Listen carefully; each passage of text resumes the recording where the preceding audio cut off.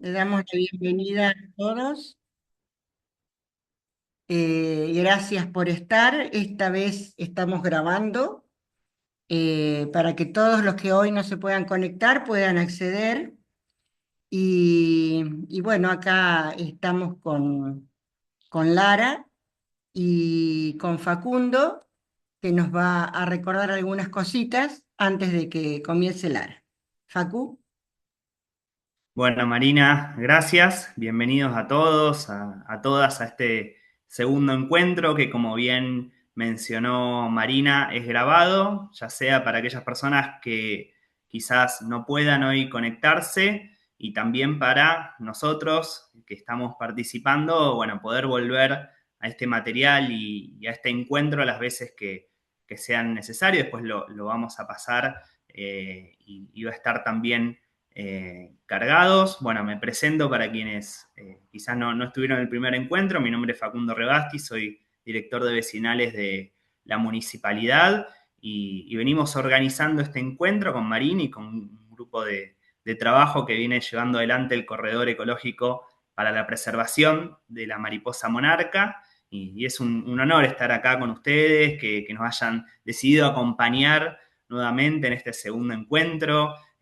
Acá hay mucha diversidad, hay niños, hay gente de todas las edades, con algún conocimiento sobre la mariposa monarca, con menor conocimiento en otros casos, pero bueno, todos tenemos de alguna manera un saber y es interesante que podemos desarrollarlo y ponerlo en juego en estos encuentros y poder participar, así que alentamos también en ese sentido a la participación que ustedes puedan tener. Este encuentro y estos cursos no solo formación, sino que también habla de la construcción de la biodiversidad en la ciudad de Venado Tuerto, en la región, poder conocer más acerca de la misma, poder trabajar de manera mucho más articulada. Bueno, en ese sentido, somos muchos los que estamos llevando adelante este encuentro, desde el grupo que mencionaba del corredor, que Marina lleva adelante y comanda, pasando por la vecinal del barrio Centro 2, espacio en donde surgió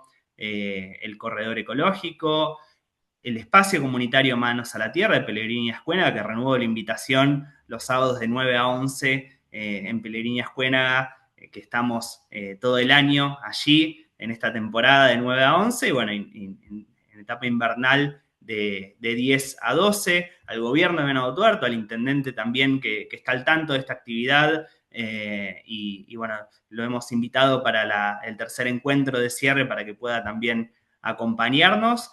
Y bueno, a cada uno de ustedes, sobre todo, que se ha tomado el tiempo para estar acá y acompañarnos. Así que, sin más, bueno, dejarlos con Lara, que es la bióloga, que es la experta en el tema, que nos está guiando en todo este proceso. Bueno, me presento de vuelta. Hola a todos. Muy contenta de participar de estas actividades, de poder, de que podamos aprender entre todos un poco más.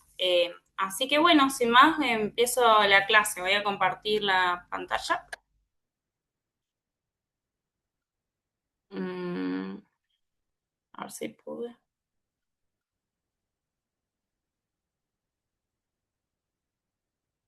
Me parece que no me estaría dejando compartir la pantalla. Me dice que el anfitrión no deja, deshabilitó la función de compartir las pantallas de los A participantes. ver, ahí intento. Bueno.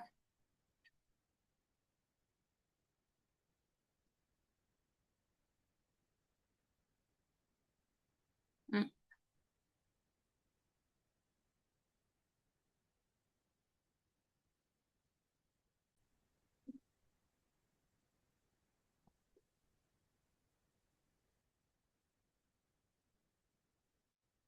Bueno, ahí creo que estaría.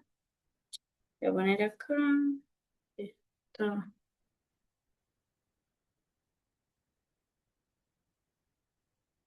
¿Ahí ven?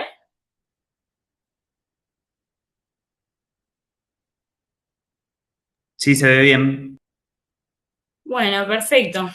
Bueno, entramos entonces en la clase 2. En la clase anterior lo que estuvimos viendo fue un poco de las generalidades de las mariposas, de los lepidópteros diurnos.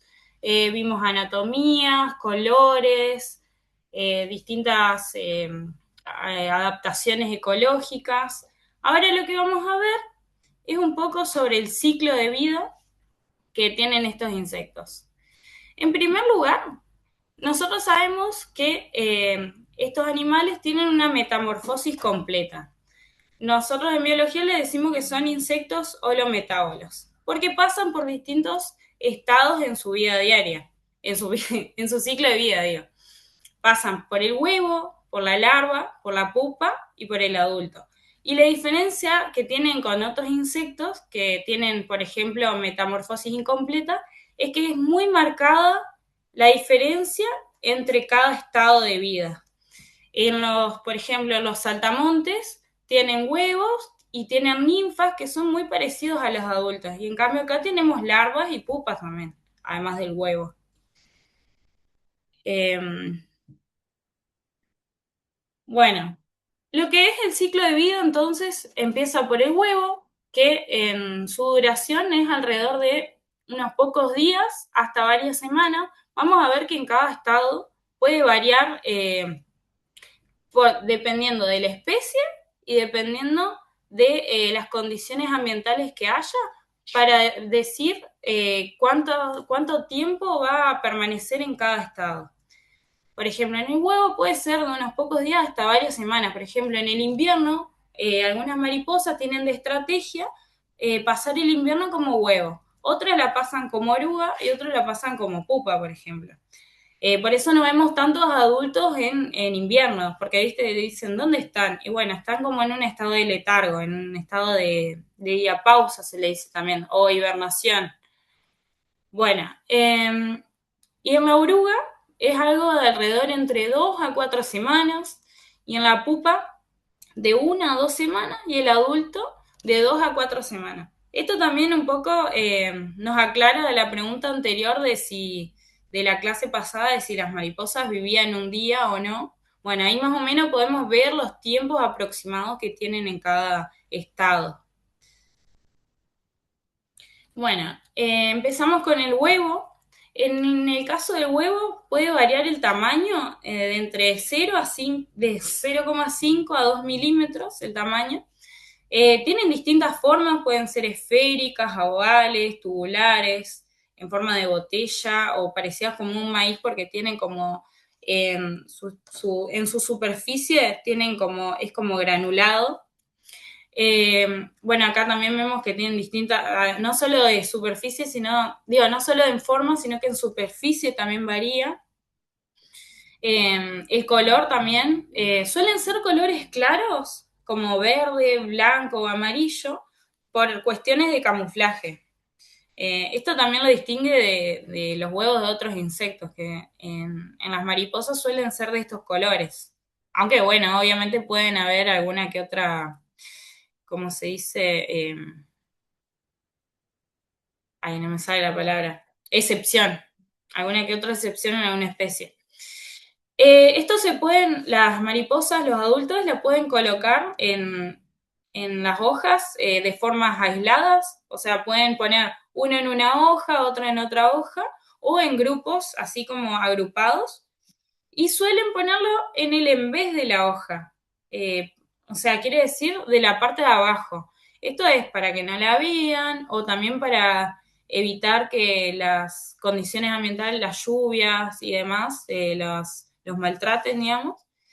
Y bueno, y suelen tener un micrópilo que es como un poro en el cual cuando están dentro del conducto de la hembra son fecundados a través de este.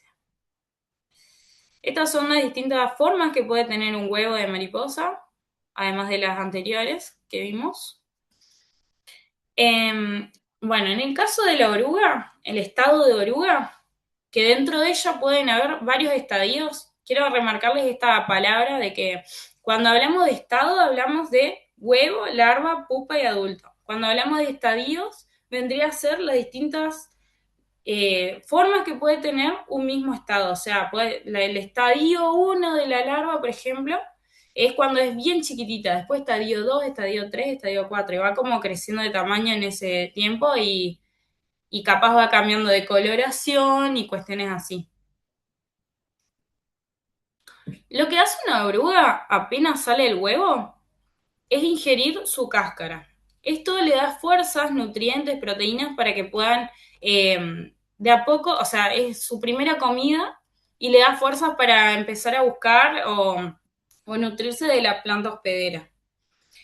Y claramente también la mariposa adulta va a poner el huevo en la planta hospedera específica de esa mariposa, de esa especie.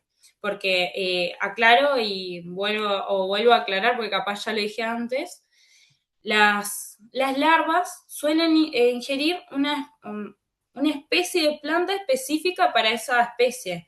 En cambio, el adulto puede alimentarse de diversas plantas, no es necesario que sea determinada especie de planta. Aunque obvio que hay también especies más generalistas donde la larva consume cualquier tipo de especie y no hay problema. Bueno, el aparato bucal de la larva es muy diferente a lo que tenemos en los adultos que tienen espiritrompa. Estos tienen un aparato bucal masticador, que sería como con mandíbulas. Esto les permite poder consumir de la hoja, que es algo duro, digamos. Ir cortándola y demás. Bueno, esto ya dije, que se alimenta de su planta hospedera. Esta también tiene 6 patas torácicas, como es el adulto y como cualquier insecto, que tienen 6 patas reales, digamos, verdaderas. Y después tenemos aproximadamente 10 pseudópodos, que son las patitas que aparecen atrás, que son como, se le dicen como falsos pies, digamos, porque son formaciones que tienen en el cuerpo que se utilizan, tienen la utilidad de patas, pero no son patas reales. Después que ellos no tienen ojos compuestos como lo tienen los adultos. Las orugas, en cambio, tienen 6 ocelos de cada lado. Por eso no le vemos como unos ojos bien formados a las orugas. Es porque sus ojos son muy chiquititos e individuales. Después, tienen antenas cortas de 3 segmentos, casi ni se ven. Tienen glándulas de seda, se llaman glándulas sericígenas. Estas glándulas tienen distintas utilidades. Pueden utilizarlas como línea de vida, se le dice, que es como que, no sé si alguna vez vieron una oruga como flotando, por así decirlo, pero en realidad no es que esté flotando, sino que está agarrado a un hilito de seda que lo utilizan para moverse de hoja en hoja, y esto hace que no se caigan completamente de la planta, le da como una seguridad. También lo utilizan para refugios, para la parte de la pupa, la usan para enredar, por ejemplo, una hoja, la enrollan una hoja, le dicen, hay una especie que se llama quintacane, que es un riodínido, un hespérido, que enrolla la hoja en forma de conito y eso lo sella con seda. También, por ejemplo, cuando ya están en la forma de crisálida, de pupa, también hay algunas que alrededor suyo ponen 2 niñitas de cada lado para poder amortiguar lo que es el viento, lluvias y demás. Le da como más estabilidad cuando es una pupa, digamos. Y bueno, en el caso de las nocturnas, también a partir de la seda hacen sus capullos. En el caso de las mariposas diurnas no hacen capullo, solo tienen crisálida. También la seda la utilizan para fijar la crisálida en un punto. En el punto hay un punto que se llama cremaster, que ahora lo vamos a ver, que ahí le ponen un botón de seda a la superficie donde se quieren agarrar, digamos, y ponen esta estructura ahí enganchada. Ahora se los explico mejor. Bueno, y a medida que crecen, como les digo, van mudando, van cambiando de estadio. Pueden tener 5 a 8 estadios dentro de lo que es la larva. Tienen distintos métodos de defensa y protección, que vimos varios ejemplos en la clase pasada, como lo que son ocultación, o sea que tienen mimetismo, más como se le dice, ay, no me sale la palabra, perdón. Bueno, eso, se ocultan para que no las vean, se camuflan, digamos, También hay otros que tienen coloración de advertencia, que son aposemáticas, y también por sustancias químicas. Bueno, y pueden ser gregarias o solitarias. Acá les muestro un ejemplo esto es una polilla que yo vi, que la estudié cuando estaba en la facultad, y es una polilla que vive en grupos. Eh, Estas son gregarias porque si un depredador las ve, puede pensar que es un bicho más grande, o también las utilizan para, no sé, para poder refugiarse del invierno, para amortiguar la superficie expuesta al ambiente y demás. Y bueno, y acá está el ejemplo que les digo de la quinta cane, que es la oruga enrolladora, que suele estar en plantas de achira y hace como un conito y va comiendo de la misma hoja. Y cuando se va consumiendo la hoja, van haciendo de vuelta otro conito. Es bastante curioso este comportamiento. Bueno, en el caso de la pupa, lo que sucede es que luego de un largo periodo de ingesta, la oruga lo que hace, su principal actividad es comer, comer, comer, comer.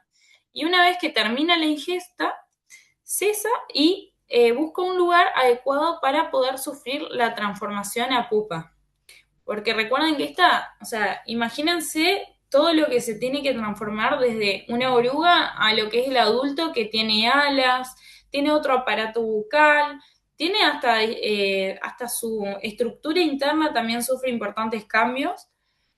Por ejemplo, que tienen el adulto y la pupa tienen un estómago mucho más corto que lo que sería la oruga, mucho más chico, y un intestino más corto. ¿Por qué sucede esto? Porque si miramos en lo que es alimentación, la oruga tiene que digerir mucho más. En cambio, que es tipo celulosa, hoja, bueno, distintas cosas de la hoja. En cambio, en lo que es el néctar, es algo que se digiere mucho más fácil, digamos, es glucosa pura, digamos. Entonces, por eso tienen un estómago que no necesita digerir tanto. Bueno, esta elimina todo el contenido del tracto digestivo y cambio de coloración, se hace como más amarronado y hace su última muda. Y ahí es donde se empieza a formar la pupa. Como les decía anteriormente, la pupa en lo que es mariposa diurna suele ser desnuda, sin capullo, y se suspende de una extremidad caudal que está acoplada por una zona reducida que es sedosa. Es como una almohadilla de seda donde ellos fijan el cremaster, que es esta estructura marrón que vemos en el dibujito. Ahí vemos el abdomen de lo que sería la mariposa, la cabeza y el tórax y, y el cremaster. Esta estructura tiene como pinchecitos, como para que tenga un mejor agarre, y es muy difícil de que esta se suelte. Bueno, acá vemos los distintos tipos de anclaje. También acá podemos ver la utilidad de la seda, lo que les decía anteriormente. Pueden estar suspendidas por el cremaster, que estos generalmente son de la familia Nymphalidae, como lo son las monarcas. Pueden ser sujetas por un cinturón de seda, como vemos en la imagen inferior derecha, donde ese cinturón de seda era lo que les decía, que la amortigua, o sea, también del cremaster, pero también del cinturón de seda. Y esto suele ser algo que utilizan más los piéridos, que son las mariposas amarillitas, como la que le dicen limoncito. Bueno, esta es de esa familia y suelen hacer así la pupa. Utilizan ese tipo de anclaje, digamos. Bueno, después tenemos las que se encapsulan, doblando y enrollando, lo que les decía, lo que hacían en cucurucho, y algunas pocas que se refugian dentro de hormigueros, que vemos también lo que sería la mimercofilia.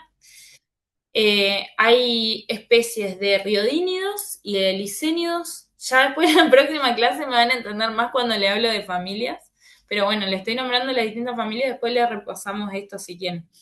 Pero Lo que hacen estas, son muy inteligentes cuando son orugas, se refugian dentro de un hormiguero, lo que hacen es hacer ruidos parecidos a lo que es la reina de las hormigas y liberan feromonas y olores para que las hormigas la confundan como la reina, entonces no la atacan y ellas se pasan su vida, su vida de oruga comiendo larvas de hormigas.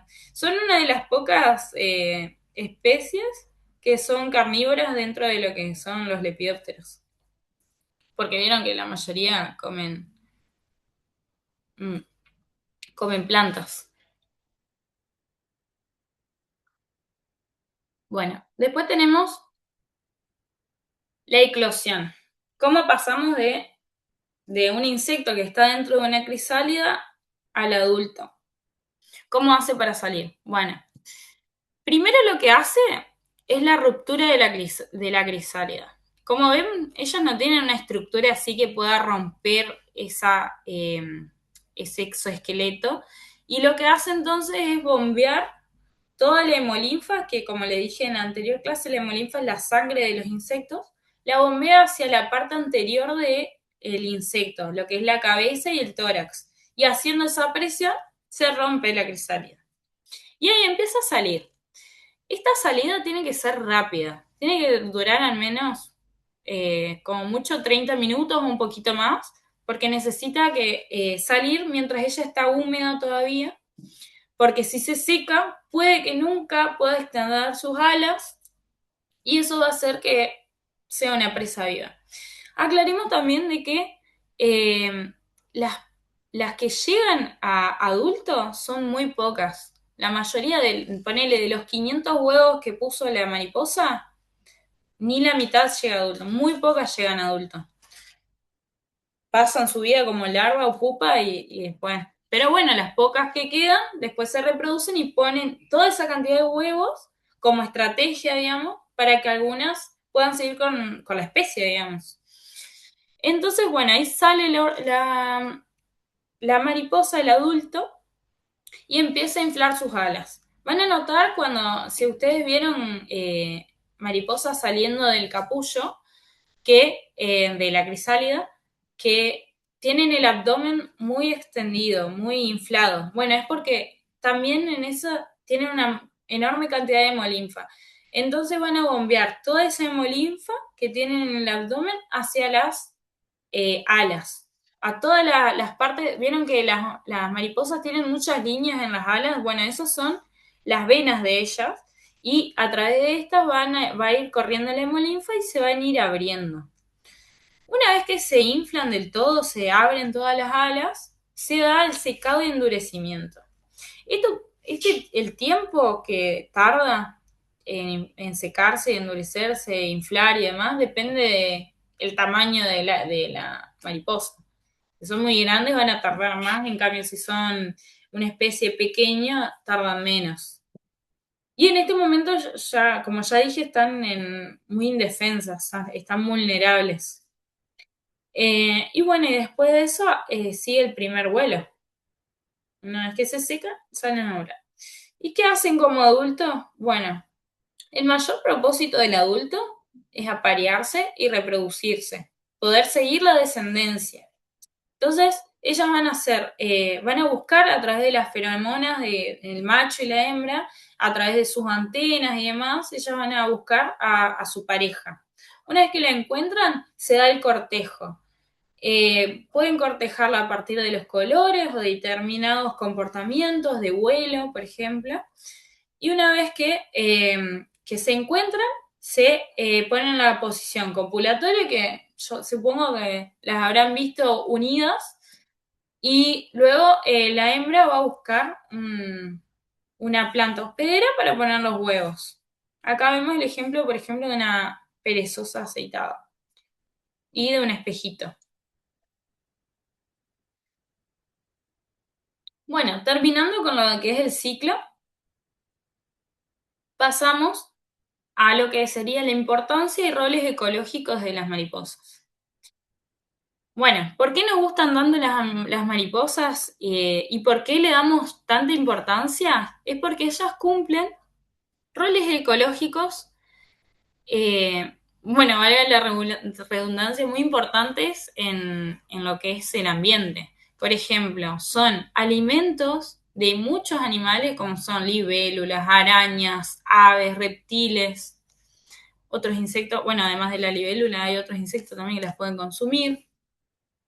Después, otro rol que cumplen es la polinización, y otro rol que cumple es el control de biomasa vegetal. Porque, ¿qué piensan ustedes si no habría ningún animal que coma las plantas? O sea, se haría un monte lleno de plantas por todos lados. O sea, el ecosistema necesita un equilibrio y ellos cumplen ese rol de controlar la biomasa vegetal. Bueno, en el caso de que, como decíamos, son alimentos de otros animales. Nombré algunos, como les sería insectos de libélulas, avispas, hormigas, arañas. También murciélago, que eso no lo nombré. Y anfibios también. Y hay humanos también que se comen las orugas de las mariposas en algunas culturas.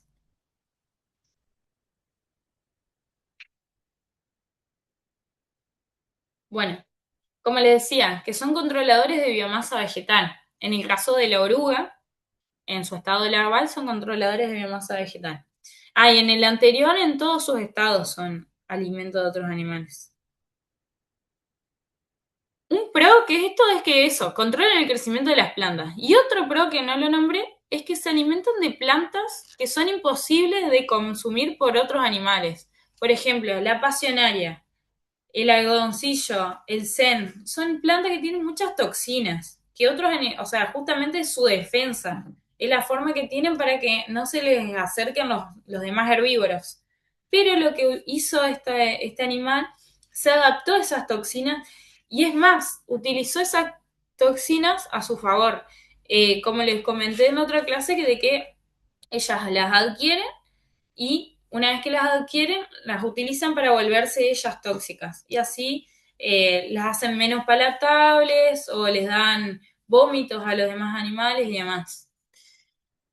Y también hay contras, digamos, en lo que es esto de que sean controladoras de biomasa vegetal. ¿Pero para quién?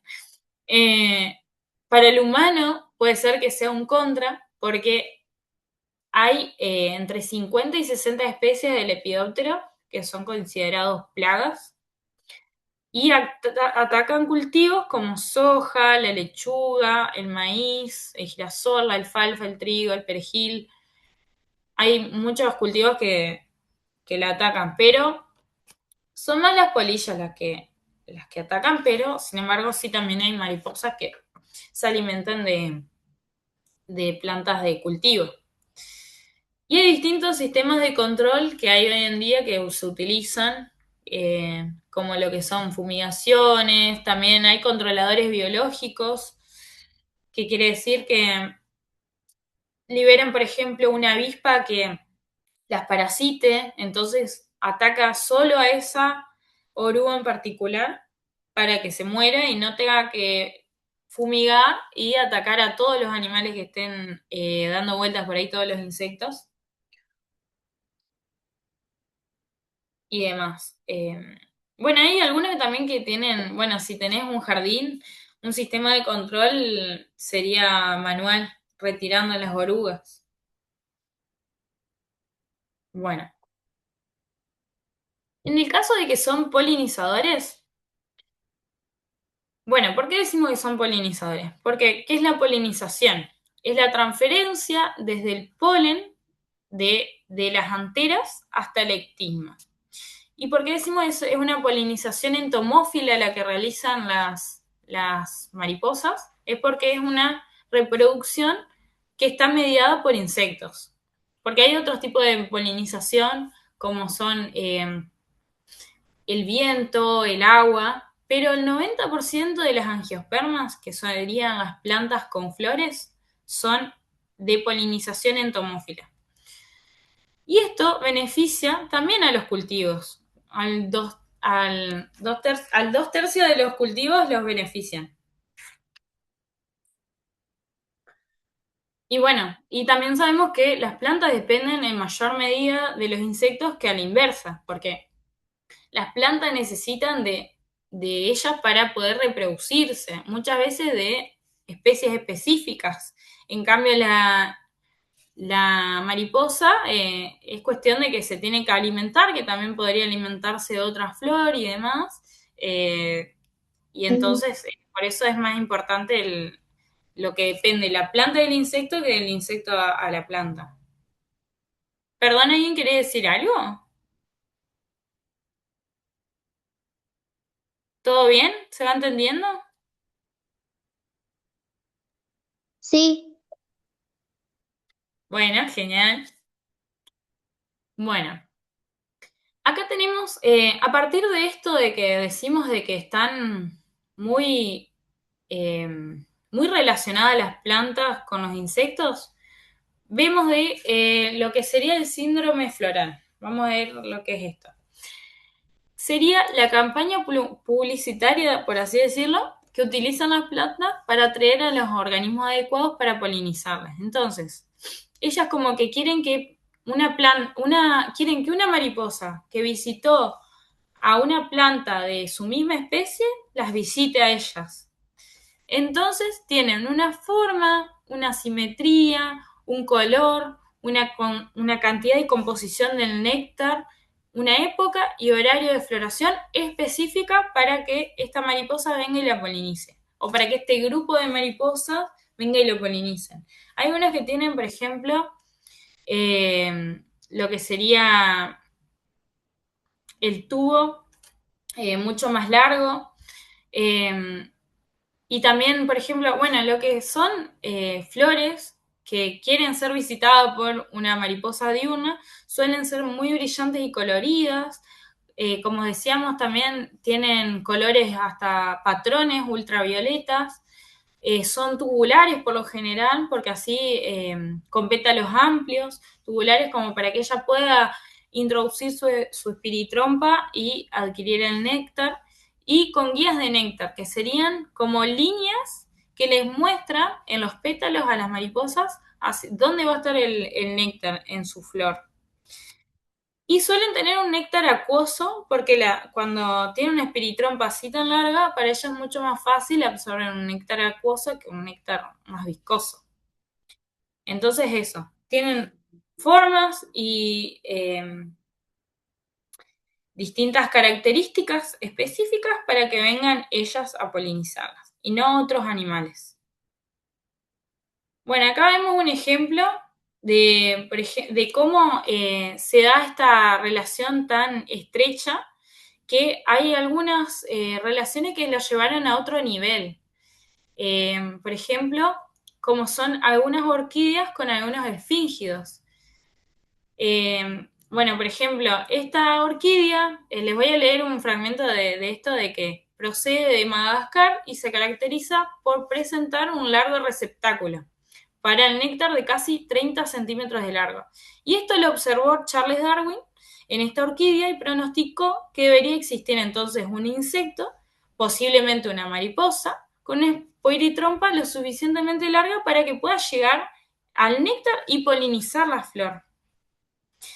Esta predicción le valió varias burlas, decían, porque nadie le creía que esto sea así, y él mismo se defendió de las críticas poniendo como ejemplo varias mariposas brasileñas recién descritas con probóscides tan largas como la hipotéticamente planteada para que la mariposa fecunde la orquídea de Madagascar.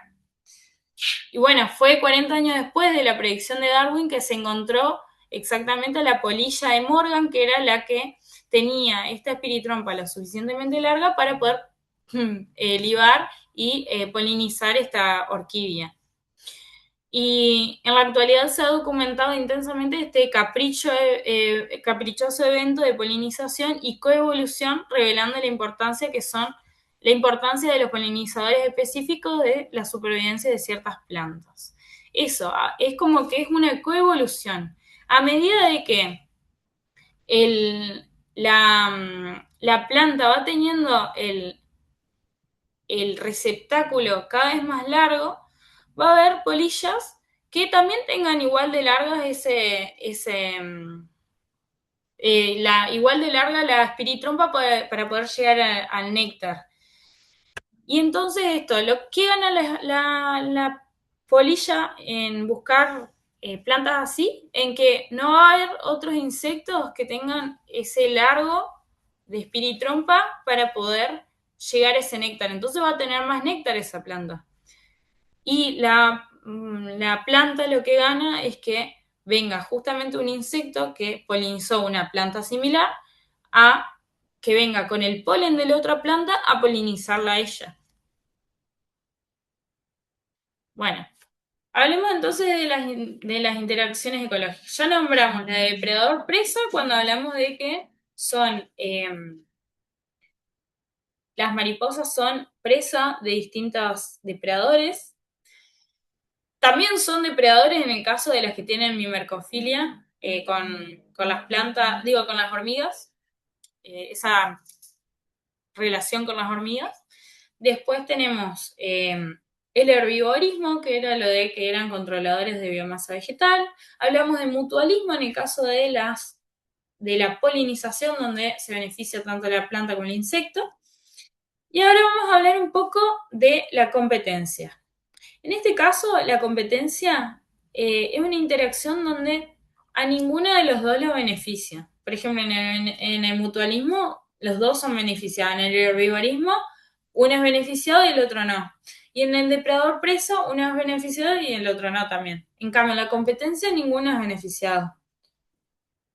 Por lo general, claro, es una interacción negativa para ambos competidores. Y por lo general lo que hacen todos los animales es evitar la competencia. Pero bueno, hay competencias, por ejemplo, intraespecíficas donde la larva y el adulto no compiten ya que utilizan distintos recursos.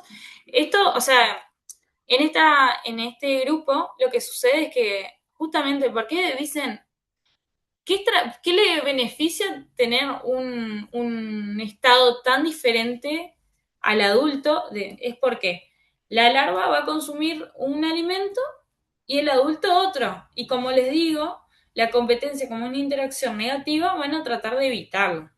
Y en ese caso, se evita la competencia. Es una estrategia, digamos. Las larvas pueden competir por la misma planta hospedera, la de la misma especie o con otras especies. También es algo que intentan evitar, por ejemplo, teniendo cada especie teniendo una planta específica a la que van a consumir. Y después tenemos competencia indirecta y asimétrica.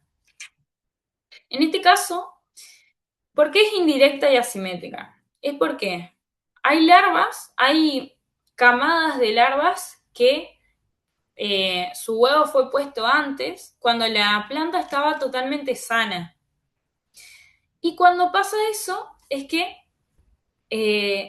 la oruga va a ir dañando la planta y la planta va a ir segregando metabolitos secundarios, que quiere decir que son, por ejemplo, toxinas, cosas que hacen que la planta sea menos palatable, menos digerible, y hace que la próxima camada, la próxima adulta que ponga sus huevos ahí, las larvas, las larvas no tengan una planta tan buena como la tenía en la camada anterior. Bueno, también hay un ejemplo de caso de competencia, es la de la cenicienta, la de la Anartea jatrophe. Los machos son altamente territoriales, tienen distintas conductas de despliegue y compiten por el acceso a las hembras. Ellos buscan una determinada planta que sea hospedera, un lugar donde dé bien el sol, que tenga buenas condiciones, y cuando lo encuentran se quedan ahí. Y van a empezar a, a tratar de apartar todos los machos de la misma especie que se acerquen. Y van a tratar de atraer, con ese lugar bueno que encontraron, atraer a las hembras. Bueno, otras competencias interespecíficas tenemos la competencia por el néctar, que tienen con eh, las abejas, distintos, bueno, los picaflores, los murciélagos compiten por el néctar. eh, y bueno, ese es un tipo de competencia que algunos lo tratan de evitar. Si ven que viene uno más, un competidor muy amenazante, tratan de buscar otra flor. También pueden competir con otros herbívoros, que esta también puede ser una competencia simétrica, es decir, que viene, por ejemplo, un saltamontes, se come esa planta y le deja una planta toda enferma a la siguiente y es como que le da una competencia, es una interacción negativa. Y después tenemos, bueno, y también va a depender del adulto de buscar una planta que no esté dañada, va a buscar las plantas que estén mejor para evitar esta competencia. Bueno, y esto de respuesta adaptativa para minimizar la competencia es lo que les vine diciendo. Ya, eso. Bueno, otra interacción negativa, que es negativa para uno y positiva para otro, es el parasitoidismo, que se da bastante en estos organismos, donde el parasitoide vive en el hospedador y termina matándolo. Es diferente a lo que es el parásito. Un parásito no mata al hospedador, en cambio el parasitoide sí, lo mata. Hay parasitoides en huevos, como los del género Trichograma, que son de avispas, en huevo de las mariposas, vienen, imagínense lo chiquititas que tienen que ser esas avispas para parasitar un huevo de mariposa, muy pequeño. Después en las larvas hay varios avispas de la familia Braconidae y también de la familia Ineumonidae y pupas del género Pimpla. No, mentira. En las pupas hay avispas que parasitan a las pupas, digamos, del género Pimpla. O sea, las avispas son de ese género. Eh, bueno, y hay distintos tipos de parasitoides que pueden ser gregarios o solitarios, como vemos. En esta imagen vemos parasitoides gregarios. En este caso hubo una avispa que se metió y puso sus huevos dentro de la larva y después esto que vemos son pupas de la avispa que salen para afuera para terminar el ciclo. Y bueno, y tenemos parasitoides idiobiontes y parasitoides coinobiontes. Los idiobiontes son los que apenas llegan a la larva, ¿cómo es? La paralizan y ya muere y ahí se empiezan a comer a la larva de oruga, la larva de mariposa, digo. Y los coinobiontes, en cambio, de a poquito la van matando, no la matan de una. Es como que es más, dejan que siga su desarrollo para tener más para consumir.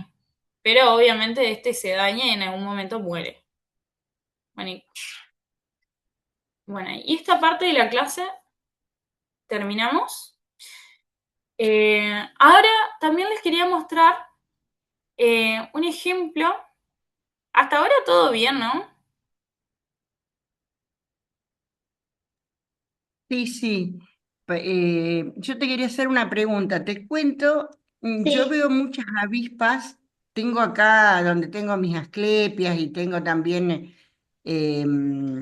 ¿cómo se llama esta? El maracuyá, la Ajá, pasionaria. sí. Y vos sabés que vienen bastante avispas y son esas coloradas grandes. Esas vienen a parasitar también, porque a veces me encuentro con que tengo larvas y de repente no las encuentro o aparecen como secas las orugas, ¿no? Las oruguitas. Y bueno, eso tiene que ver con este proceso de parasitosis. Y tendría que ver, si querés después, cuando puedas y la enganches, sacarle una foto y Sí. mandámela. Tengo fotos. La Bueno, puedo mandar inclusive al grupo para que vos dale, la miramos, la vayas dando tu analizamos diagnóstico. y te digo, porque así que como para ver qué especie es o de qué familia, así con una descripción no puedo. Es como Porque cuando me dicen, vi una mariposa negra.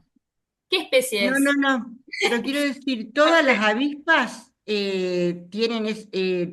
pueden ser, ¿parasitoides? sí, No, no. Hay determinadas avispas que tienen bien, ese comportamiento. Hay otras avispas, por ejemplo, que le dicen las San Jorge, creo que es, que parasitan arañas lobo, las agarran, las sí. paralizan y hacen que se muevan hasta su nido y le dan a las larvas que coman eso. Pero sí, hay varias avispas que son parasitoides de distintos insectos. En el caso de las mariposas, son más que nada las de esta familia. También hay algunas moscas que son parasitoides de larvas. Sí, sí. Ujú, No bien. puse los ejemplos, pero hay. De más arriba. Es más Esa común en onda. las avispas No sé si igual. Estela, querías decir algo. Si es el momento ahora adecuado, sí, si no, después al final, como ella mejor le parezca a Lara. Bueno, no, sí, pregúntenme así, cerramos con esta clase, porque después lo que les quiero mostrar es un poco sobre la Bien. mariposa monarca del norte, pero tengo que cambiar de PowerPoint. ¿Puedo preguntar ahora? ¿Sí? Ah, bueno, yo te quería preguntar Y dos cositas. Ajá. Si además del bueno, y después de captura parasitoísmo de pantalla. provocado Pero en donde por apuntaste, bichos, otros Espera, bichos, que no te escucho. La otra persona puede y era todo silenciar. importante, o sea, no podía resumir. ¿Quién está hablando? Ah, bueno. hay otros micrófonos abiertos. Pachi, Sí, perdón, es que no te ahí está, escuchaba. ya silencio. Bueno, ahora sí, contame.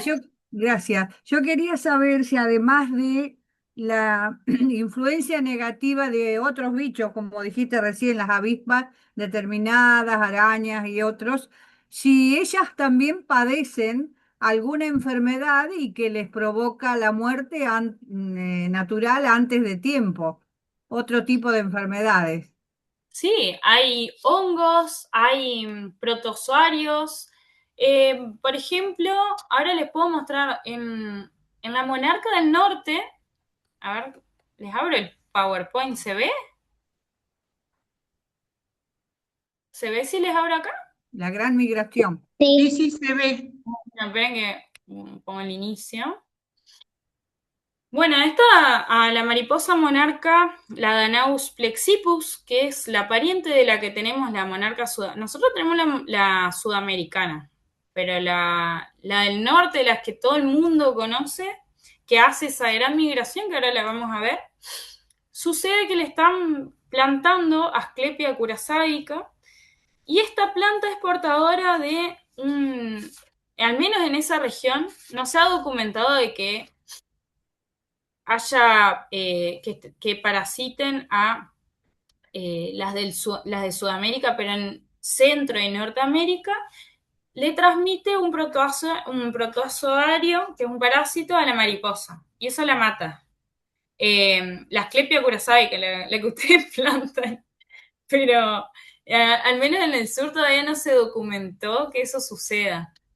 Pero bueno, ahí eso te respondería a la pregunta. Porque encima la Asclepia curosáica es una especie tropical que no es de esa región. Y la plantan allá y le transmiten el parásito. Ajá. Sí. Y hay algún otro motivo que les pueda producir antes de salir del caparazón ese, la mariposa? ¿Puede haber alguna discapacidad que puedan tener, algo que a lo mejor alguna gente externo o interno puede de pronto participar y no las deja crecer Bien. como corresponde y pueden no Como, nacer, no producirse la mariposa, la transformación. Hay mira, casos. sí, te entendí. Entonces, pueden ser por varios motivos. Por ejemplo, ellos son organismos vivos, como nosotros, y pueden Sí, también ser afectados por virus, bacterias, hongos, como nos suceden ah, a nosotros. Les pueden causar distintas exacto. enfermedades. También las condiciones ambientales. Si hace mucho Es, frío, si hace mucho calor, exacto. si hay poca humedad, si hay mucha humedad, si hay muchas precipitaciones, si hay pocas precipitaciones, si hay disponibilidad de su planta en el ambiente, eh, si consumieron lo suficiente de planta para poder llegar a tener la fuerza y Claro. energía para convertirse en adulto. Como les digo, la mayoría no llega a adulto. Ah, Es ah, más común que mueran siendo orugas o pupas, o huevos también, por todas estas distintas cuestiones. Son muy delicadas ellas, es como que responden muy fácil a las variables ambientales. Por eso también son bioindicadoras. Yo, por ejemplo, las utilicé en mi tesina como bioindicadoras para ver si los cambios estaban afectando en el lugar. Y la cantidad de diversidad de ellas, la cantidad de abundancia, nos marcan cómo está ese lugar de sano. Como responden tan fácil a los cambios ambientales a las condiciones que hay en ese lugar, si todo sale bien, entonces va a haber muchas mariposas. Y si no, en lo contrario, va a haber menos. Eso. y, y, te molesto con otra, que la tenía anotada. Vos hablaste de conductas territoriales y de competencias entre ellos, sobre todo competencias para encontrar la hembra, el macho. Ujú. Yo quería saber si esas conductas de competición y conductas territoriales eh, puede ser que sean modificadas por el trabajo de un biólogo o del hombre, digamos, para que haya más orden en ese proceso. No sé si me explico. O en todos los procesos, esto que vos estuviste explicando, quería saber si el hombre participa para que sea mejor la transformación o la calidad de las mariposas. ¿Participa el hombre en esta cuestión o es todo natural? ¿Y vos decís que le modifique el comportamiento de territorialidad? Claro, porque esos comportamientos a lo mejor hace que las maten unos a otros, porque dijiste que hay como una competencia hasta peligrosa entre ellos, que se pueden a lo mejor matar por el territorio y por la hembra. Y bueno, Entonces, de matar no se matan porque justo las mariposas no tienen, el adulto no tiene una estructura que pueda matar a otra, pero ajá, las ahuyentan con revoloteos, por ejemplo. Eh, ah, Tratan de marcar su lugar y con movimientos bruscos, capaz chocándolas un poco, las ahuyentan. Y en el ajá, caso de eso, lo único que se me ocurre es que si vos plantás muchas plantas, por ejemplo, no sé, en tu jardín tenés mucha de la planta hospedera de esa mariposa. Ahí no van a necesitar competir, porque cada ajá, una va a tener su lugarcito. Entonces, ajá, de esa forma no se ven tantas competencias. ah, Eh, ahí estaría mi claro, participación. claro, porque eso, claro, se modifica dependiendo de la disponibilidad del alimento que tengan ellas. Ahí está. Bárbaro, gracias, ¿eh? No, de nada. Lara, perdón, Sí. otra pregunta, para que quede claro para todos, porque esto lo habíamos charlado un poquito. Entonces, a nosotros nos conviene usar la Asclepia melladora. Es más difícil de encontrarla, pero antes de la Asclepia común, la Asclepia curasábica. Y Yo te diría que Aunque no está comprobado que digamos, que esa enfermedad esté afectando acá en el sur. claro, pero más que nada, o sea, más allá de si puede transmitirle un parásito o no, la idea la idea de la conservación es, primero, eso, de poder mostrarle a la gente las especies nativas que tenemos con más especies nativas de plantas. Y lo que yo diría es que, además de plantar una planta que es exótica, que puede ser invasora porque puede invadir, eh, y encima siendo adaptada de otras condiciones, o sea, al ser exótica también necesita otras condiciones ambientales, quizás más difícil cuidarla que otra, y se Ujú. puede expandir por territorios donde no la queremos. Por ejemplo, un pájaro va, se come un fruto y la dispersa en el monte, y ahí ya tenemos una especie que invasora, como son los pinos, los eucaliptos que hay en todos lados. Por ese lado no está bueno. Y otra cosa es que yo le diría que apuntemos más a la diversidad. Me gustaría que lo hablemos en algún momento. Eh, que estaría bueno también de que si no se encuentra la mesodora, que se busque tasi, que se busque algodonillo, o que también se busquen, que no solo que sea la mariposa monarca, podríamos empezar a partir de que ya se atrajo a la gente al cuidado de los insectos, ahora podamos aprender sobre las otras mariposas y que sea algo más diverso, que se apunte a la diversidad. Y ahí van a encontrar también más especies de plantas nativas que son hermosas, que para el arbolado público, bueno, para los sectores públicos, para los canteros, son re lindas. Y vamos a ver, en vez de una especie, vamos a ver un montón. Eh, por ese lado también está bueno, digamos, el variar y que no sea solo Asclepia curaçavica y tampoco sea solo Asclepia mellodora, que no solo sea para la mariposa monarca, sino que también sea para muchas mariposas e insectos, y así tenga un ecosistema mucho más rico, digamos. No sé Buenísimo. qué les Sí, parece. sí, sí, sí, sí, sí. No, o sea, no, Estamos estudiando, el grupo corredor está estudiando un poco esto y ahora con tus lecciones esperemos seguir avanzando. claro, pues yo lo que les digo, no creo que esté mal que hayan hecho los corredores porque atrayeron a un montón de gente. eh, Igual plantaron plantas que seguramente les sirvió a muchos insectos, pero el siguiente paso yo creo que podría ser el apuntar a la diversidad. Una Sí. recomendación que les puedo dar yo desde lo que yo estudié. Y que nada, que sigan así con esas ganas y esa, no sé cómo decir, como que están muy Con el entusiasmo. entusiasmo, no me salía la palabra, con ese entusiasmo, que sigan con esas ganas hacia adelante y a partir de esto que podamos todos aprender de ello. Bueno, no sé, ¿quieren que les cuente sobre la pariente Dale, de la las mariposa del parientes, sur? Ajá, gracias. bueno, no, de nada, con, con todo gusto. Bueno, Eh, esta es de la familia Nymphalidae, es un lepidóptero de la familia Nymphalidae, es del género Danaus y de la especie Danaus plexippus.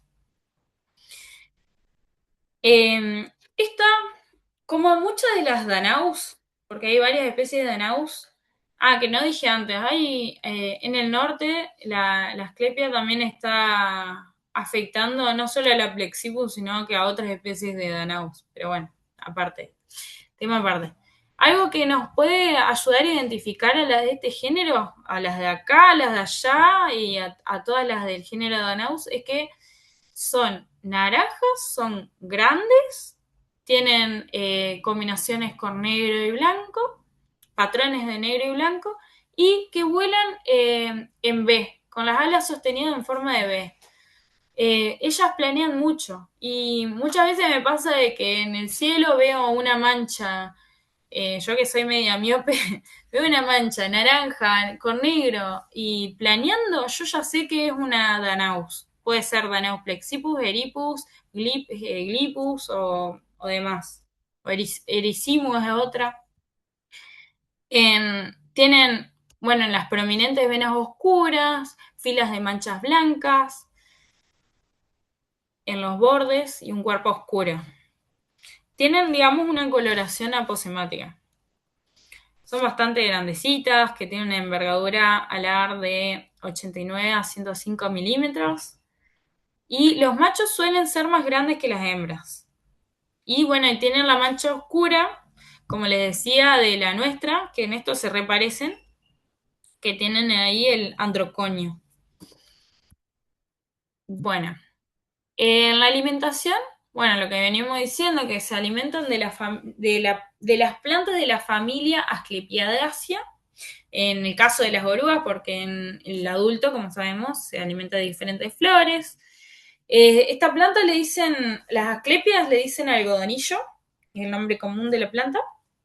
Bueno, y que es tóxica y todo lo que veníamos diciendo, de que almacenan las toxinas en el cuerpo para volverse venenosas.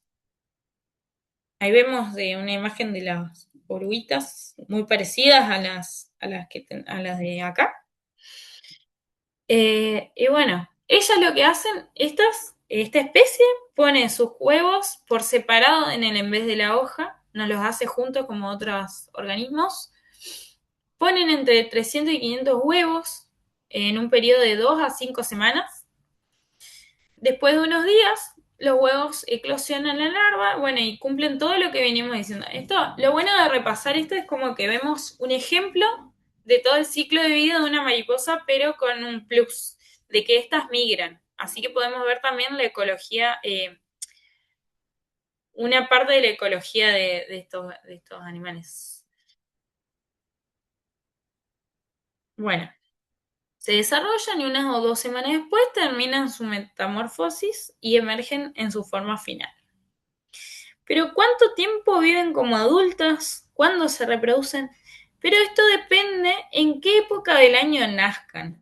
Porque si la mayoría nacen en primavera, si estas nacen en primavera y en verano, van a vivir solo de 2 a 6 semanas. Y es la mayoría nacen en esta época.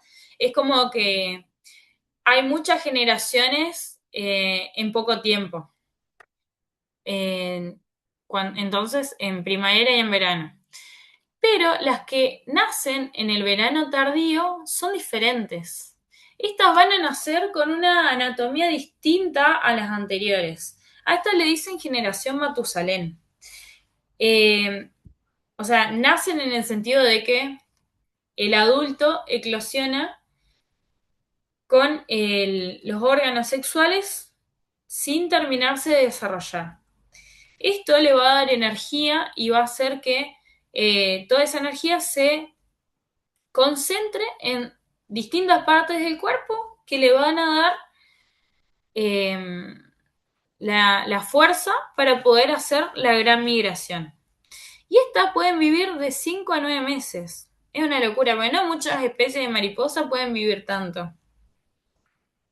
Y le dicen a esta generación Matusalén porque Matusalén, no sé si los conocen, pero es un personaje de el Antiguo Testamento que vivió algo de 900 años. Entonces, bueno, sería como una analogía de alguien que vivió mucho. Bueno, la gran migración. Entonces, a medida que los días se acortan, se hacen más fríos, ahí ellas van a saber que es hora de que abandonen sus lugares de reproducción en el norte de Estados Unidos y Canadá y dirigirse hacia el sur donde hace más calor. Por eso migran, porque si ellas pasarían el invierno en el norte, no podrían subsistir, porque necesitan determinada temperatura.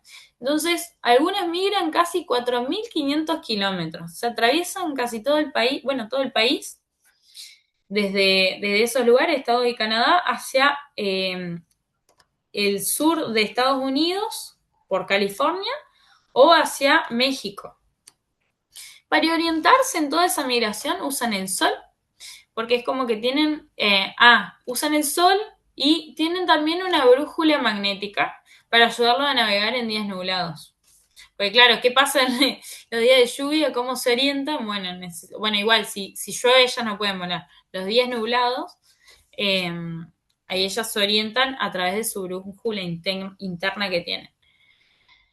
Y allí, una vez que llegan al lugar de donde, o sea, al lugar donde querían llegar, al lugar de diapausa, de hibernación, se acurrucan todos en los oyameles, que son como unos árboles muy altos para esperar el invierno. Y ellas como que se agrupan para disminuir la superficie y que no pasen tanto frío. Las mariposas entonces, una vez que empiezan a alargarse de nuevo los días, comienzan a regresar al norte y deteniéndose en distintos lugares para poner sus huevos. Luego la nueva generación continúa más al norte y se detiene allí para poner sus huevos, y así. Es como que el primer transcurso desde que van desde el norte hacia el sur lo hace un animal, un individuo, digamos. Bueno, obviamente la población entera, pero ese individuo. Y una vez que llega, pasa todo el invierno y en forma de diapausa, así, no es activa, no se alimenta, queda ahí acurrucada esperando a que los días se alarguen. Y una vez que sucede eso, copulan y las nuevas generaciones van a ir regresando de a poco hacia el norte. Ahora lo explico mejor. ¿Por qué? La migración se va a dividir en dos poblaciones. Tenemos la migración que viene desde el este. Acá podemos ver un dibujito. Tenemos, acá está Estados Unidos, que va a haber una población que va a ir desde el este, que sería el 90% o sea, del total de las que migran, el 90% va a estar desde el este.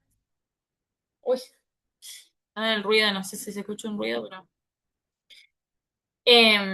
uy, bueno, va a estar formada por aquellas mariposas que viajan desde el este de las montañas rocosas. O sea, ¿qué divide a la población? Es las montañas rocosas que están ahí en Estados Unidos, todo en ese medio donde no hay, donde no se ven los insectos, las líneas, es donde están lo que las separa las poblaciones.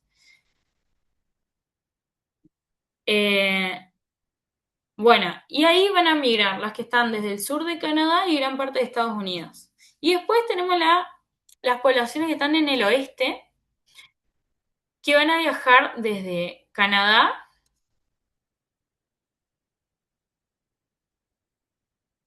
desde el sur de Canadá y una pequeña parte de Estados Unidos hacia distintos lugares de hibernación a lo largo de la costa de California. Ahí vemos en el dibujito, mirá. Las flechas rojas son las que van, digamos, hacia el lugar de hibernación. Y después las flechas amarillas son las que vuelven en inviernos. Digo, en verano. Las rojas son las que van en otoño y las amarillas las que vuelven en verano.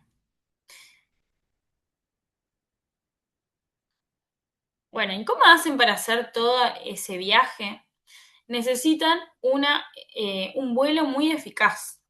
Para ello necesitan ahorrar energía y ir por valles abiertos donde no haya cerros, lomas, nada que obstruya el viento, porque ellas lo que van a hacer es planear. Como les dije, son insectos que planean mucho.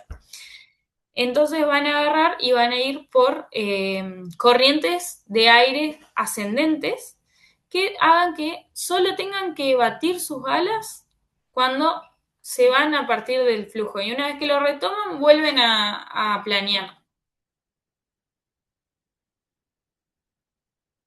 Entonces tratan de ir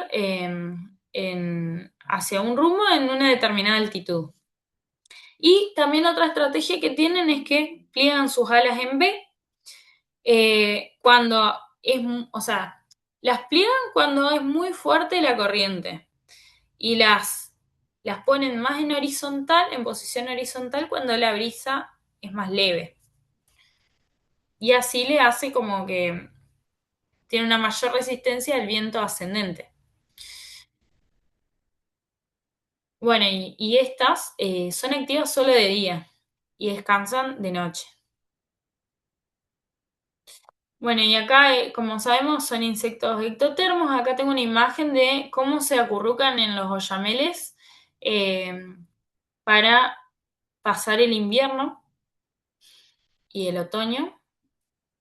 Bueno, el otoño lo pasan viajando, pero más que nada el invierno o lo que termina del otoño, lo pasan ahí acurrucadas hasta que termina. Y una vez que empieza la primavera, empieza a hacer más calorcito, ahí ellas se empiezan a activar, terminan de desarrollar la parte sexual y se activan y empiezan a copular. Y ahí, mientras van buscando, mientras van volviendo, van buscando las distintas plantas que son las asclepias para poder desovar. Bueno, acá tengo algunas. Bueno, acá está la bibliografía de lo que utilicé para hacer este power. Ahora después les paso el power y lo ven. Bueno, eso. Esto es todo por hoy. Acá Laura hizo una pregunta en el chat, dice, Ah, nuestras monarcas de Sudamérica que nacen en otoño tardío, ¿también pueden vivir entre 5 y 9 meses? no, está buena la pregunta. Las monarcas del sur tienen una migración, pero no están, primero que no está tan estudiada como las del norte, y segundo que no es tan definida, por así decirlo, no es tan larga. Ellos atraviesan el país de Argentina, pero de este a oeste y van un poquito hacia el norte, pero no tantos, no viajan tanto. Entonces, por lo tanto, no viven con esa cantidad de meses como lo hacen en el norte. Pero bueno, es algo que todavía queda por estudiar de la historia de vida de estas mariposas. No sé si responde a la pregunta. Gracias. Sí, sí, sí, responde. Ahora que los quiero ver, voy a poner mi chat. No sé si habrá más preguntas.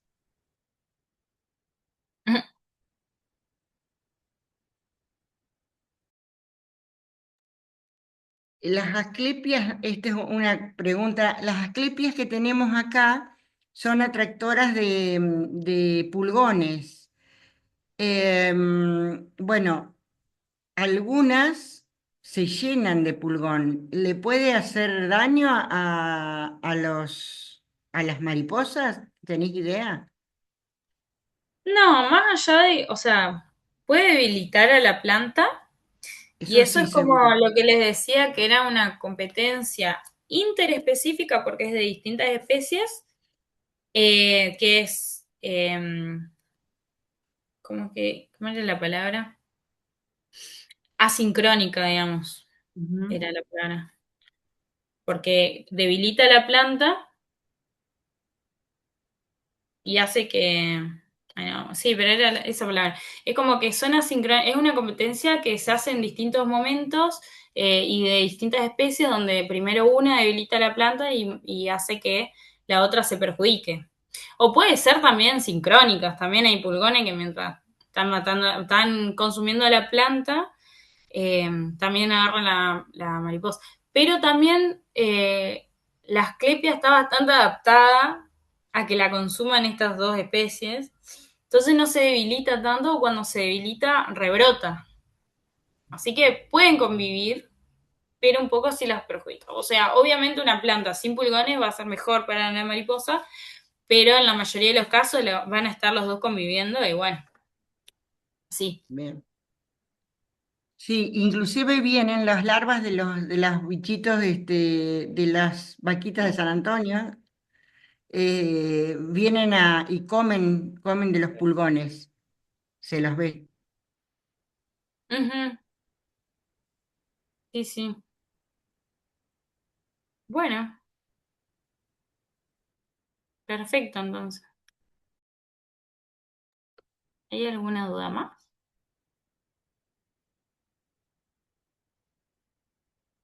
La próxima clase vamos a ver diversidad y también sobre, bueno, de la importancia de que son bioindicadores y un poco también sobre los jardines de polinizadores, que vamos a retomar el tema de hoy de los corredores biológicos, jardines de polinizadores y demás.